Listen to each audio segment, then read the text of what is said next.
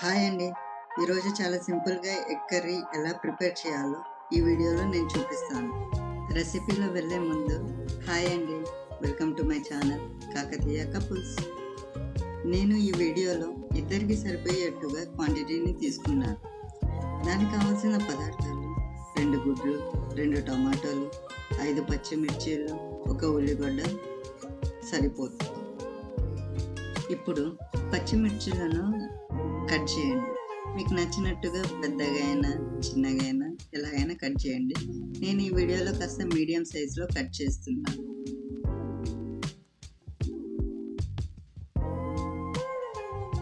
పచ్చిమిర్చిని కట్ చేసిన తర్వాత ఒక ఉల్లిగడ్డను తీసుకోండి. దాన్ని మరీ పెద్దగా కాకుండా ఇలా మీడియం సైజులో కట్ చేసుకో. ఉల్లిగడ్డను కట్ చేసిన తర్వాత టమాటాలను కట్ చేయండి. దాన్ని మరీ పెద్దగా కాకుండా ఇలా కాస్త చిన్నదిగా కట్ చేయండి. మనకు కావాల్సిన మెయిన్ ఇంగ్రీడియంట్స్ అన్నిటిని మనం కట్ చేసి రెడీలో పక్కన ఉంచుకుందాం. ఇప్పుడు స్టవ్ ఆన్ చేయండి. దాని మీద కడాయి పెట్టండి. ఇప్పుడు ఇందులో మనకు సరిపోయేంత ఆయిల్ పోయండి. ఆయిల్ కొద్దిగా హీట్ ఎక్కాక దాంట్లో కొద్దిగా జీలకర్ర వేయండి.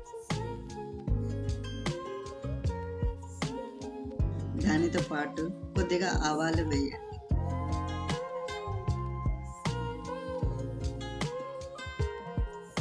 ఇదంతా కాస్త వేడెక్కాక మనం ముందుగా కట్ చేసిన పచ్చిమిరపకాయలను ఇందులో వేయండి. దాని తర్వాత ఉల్లిగడ్డలను వేయండి.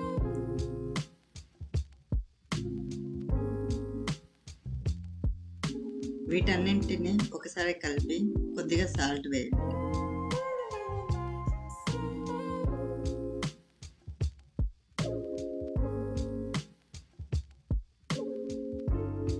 ఉల్లిగడ్డలు కాస్త ఫ్రై అయ్యాక ఇందులో అల్లం వెల్లుల్లి పేస్ట్ వేయండి. 2 to 3 మినిట్స్ దాన్ని అలాగే ఫ్రై చేశాక ఇప్పుడు అందులో టొమాటో ముక్కలను వేయండి. ఇప్పుడు మీడియం ఫ్లేమ్లో ఒక 4 to 5 మినిట్స్ వరకు దాన్ని ఉడికించండి. ఈ 4-5 నిమిషాల్లో మధ్య మధ్యలో ఓపెన్ చేసి దాన్ని కలపండి, లేకపోతే అడుగున అంటుకుంటుంది.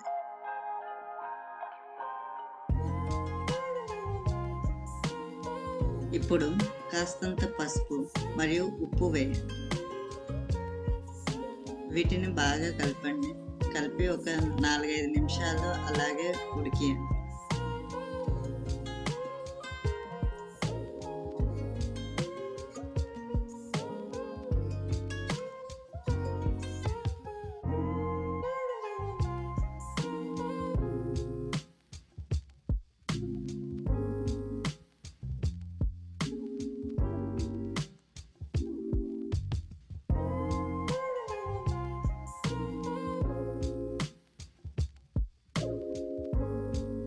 చూసారుగా, మన టమాటా ముక్కలు 90% మంచిగా ఫ్రై అయింది. ఇప్పుడు ఇందులో 2 ఎగ్స్ పగలగొట్టండి. ఒక 2 మినిట్స్ వరకు మూత పెట్టి దాన్ని బాయిల్ చేయండి. ఒక 2 మినిట్స్ తర్వాత బాగా నీట్గా కలుపుకోండి.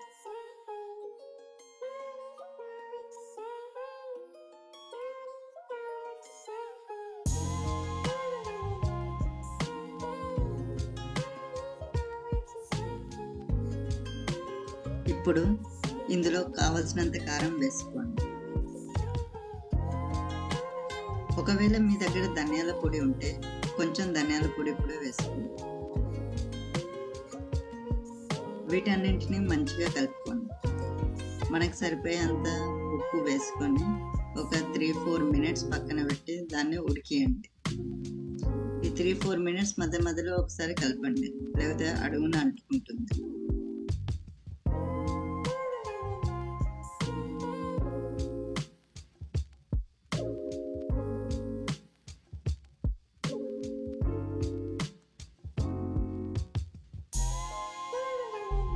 ఒకవేళ మీ దగ్గర కొత్తిమీర ఉంటే కొత్తిమీరతో గార్నిష్ చేసుకోండి.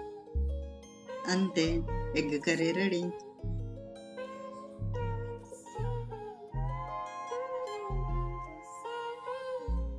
మీకు ఈ వీడియో నచ్చినట్లయితే ఒక లైక్ కొట్టండి. మరెన్నో టేస్టీ రెసిపీస్ తెలుసుకోవాలనుకుంటే సబ్స్క్రైబ్ చేసుకోవడం మర్చిపోకండి.